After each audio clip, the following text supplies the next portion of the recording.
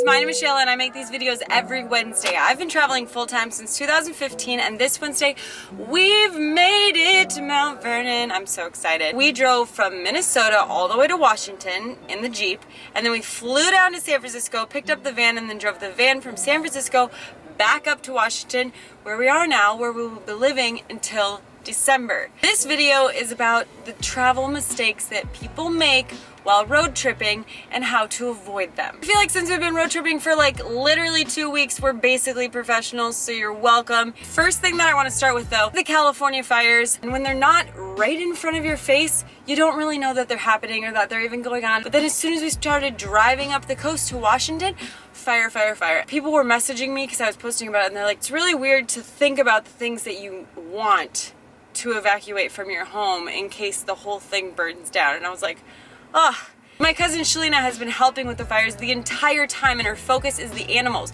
So when people have to evacuate their house, they can't always bring their 5 horses that they have. Shayla goes into these places and either gets them out as the fire's rolling over the hill. She started this nonprofit to pay for things like she's had to bring animals into the vet, dogs with burnt paws and have infections on their paws. And so I wanted to give a little shout out. So if you are interested in donating, I will put her organization below. She's also been documenting it all on her social media, so I'll put her Facebook and Instagram below as well. I did a video with her, I'll put that link below also. And when she's not fighting forest fires, she's a professional motorcycle racer and a cover girl, so she's just kind of like all the things. I wanted to mention something about that, but this video is about how to properly road trip. These are the pain points that I had while road tripping. Number 1 is boredom. You get bored. You're like, oh my gosh, let's go road tripping and we'll see all of the country. But then you're driving through Nebraska, North Dakota, even in Minnesota, there's some really, really boring spots where it's just corn. Okay, I need to be entertained, so music is the number 1 thing that I can recommend. And the type of music that you want is like sing-along songs that you can like jam into in the car, clubbing music where you can kind of like move a little and like really feel it, or Seth said nostalgic songs, so like throwbacks.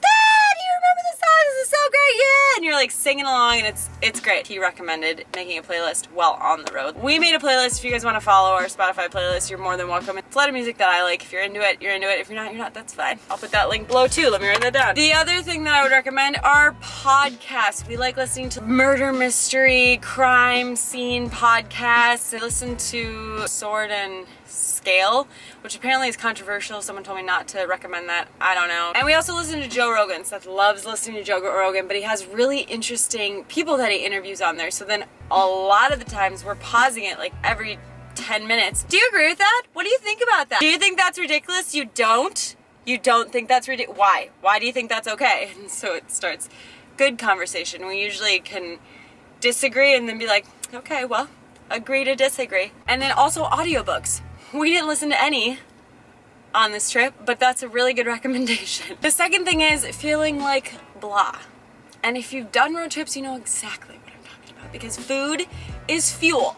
Food is so that you can function and talk and walk. If you're sitting in a car for 17 hours, you are expending no energy. But what do? You boredom eat. You're like, oh, I'm so hungry. Not because you need fuel, because you're bored. So then you're like, okay, I'm gonna go find some food. So what do you find? Gas station food or fast food? Blech. We were like, oh, we're geniuses and we're gonna solve this problem by meal prepping. And it actually was a genius idea. We had rice and chicken and beans, corn. It was Chipotle inspired. We made meals for like lunch and dinner for the whole road trip. We ate half of them because I was just like, I can't eat this meal again. If you're gonna meal prep for like half the meals. Otherwise, we recommend healthy snacks like nuts, beef jerky. Always have water, that helps a lot, even though you have to pee a lot. Fruit, like apples and bananas are great. PBBNJ. I made that up. It's peanut butter, banana, and jelly. Yum. They're also really good hiking like fuel. I've packed it before and Seth's like, I don't really want one. And I'm like, I'm just gonna make you one. The top of the hike, you're like, oh, give me that PBB. Just 2 B's. And J. And it's like the perfect thing. It's perfect. And that is all like, I don't know, does jelly have to be in the refrigerator?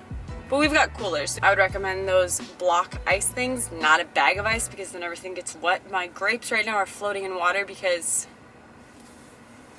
all the ice melted and we didn't take it out yet. Take these recommendations with with a grain of salt. But other healthy options are like Subway or Firehouse subs. Quiznos, I think subs are like a more healthy option. Or hard-boiled eggs are a really good choice. Those are just some to think about.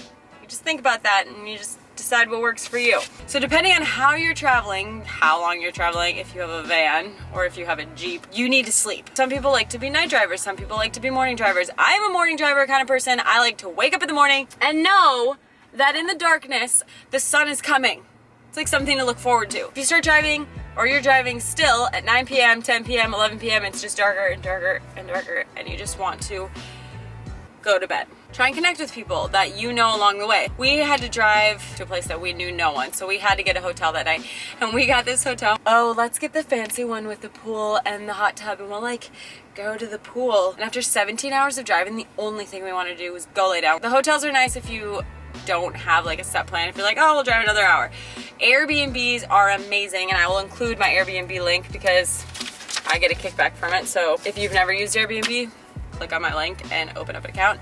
You get a discount, I think. I get a discount. It's a win-win-win-win. But it's basically people who are like, oh, I have a spare house that you can use, or they just rent it out. It's usually so much cheaper than a hotel. I think it's good if you're good at planning, which we're not, so we didn't do that. But then you stay at people's houses that you know. So we stayed with his uncle, and then we stayed with friends in Seattle, and then we went down and stayed with my family, and then we got the van. So if you're in a van, the best thing that I can recommend, rest stops. Rest stops are in the US, I don't know, like every hour, a couple hours or something. Just Google rest stop and it'll show you your next stop. They're free, but they have a bathroom. So if you're like me, not only do you have to pee every hour on the road trip, at night you have to get up and pee in the middle of the night. I don't care to just go pee outside of my van, but like sometimes when you're in a Walmart parking lot, you can't just pee outside of your van. So the rest stops are perfect because they have a bathroom right there, and if you've got a wonderful boyfriend like mine, he'll walk you to the bathroom at 3 a.m.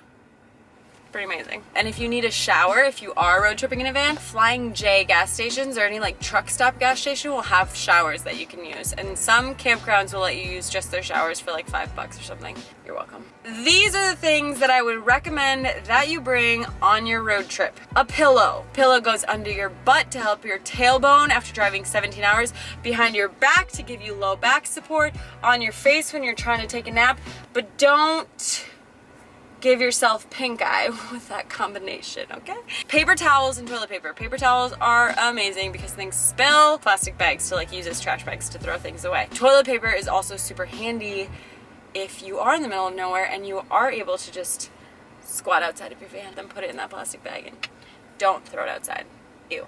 Seth asked me one time if I could do anything for the environment, what would it be? And I was like, well, I don't know, Seth, I don't have a home. I can't do a compost. I can't really recycle. It's just up to wherever I am. But I do get coffee a lot. So I normally have a Yeti that I bring into like Starbucks so that I'm not using these cups. If you are bringing food, get these utensils.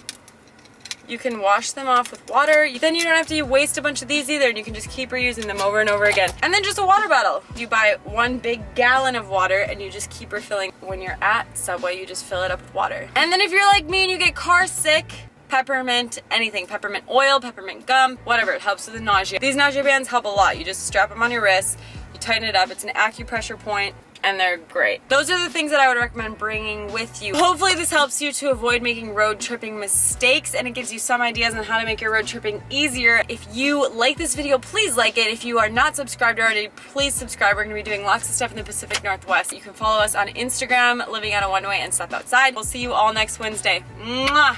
Bye! Seth has a friend from Portland who is a comedian. We didn't tell him we were coming. We just showed up to this spot, and all of a sudden, oh my God, Seth's here. And everyone turns around. The entire rest of the bit is about me and him, how he's a fugly kid, and how he's like, he came into himself and now he's this hot guy. I'll show you a little clip of it in the bonus footage. The rest of it's on the Patreon. If you are not already a Patreon, the Patreon just gets you the inside scoop. I remember she was like, Jake, you're cute, but you're not Seth. And I was just like, that's fair. That's totally fair. I wasn't even trying to, that's the thing, I wasn't even trying to get with her. She just said that unannounced. She was just like, I just want to let you know you're not as good looking as him. I was like, I didn't even ask you that. Sailing on a one way. How did you two meet? So online dating, what app? Bumble. Nice. Gentlemen to the core.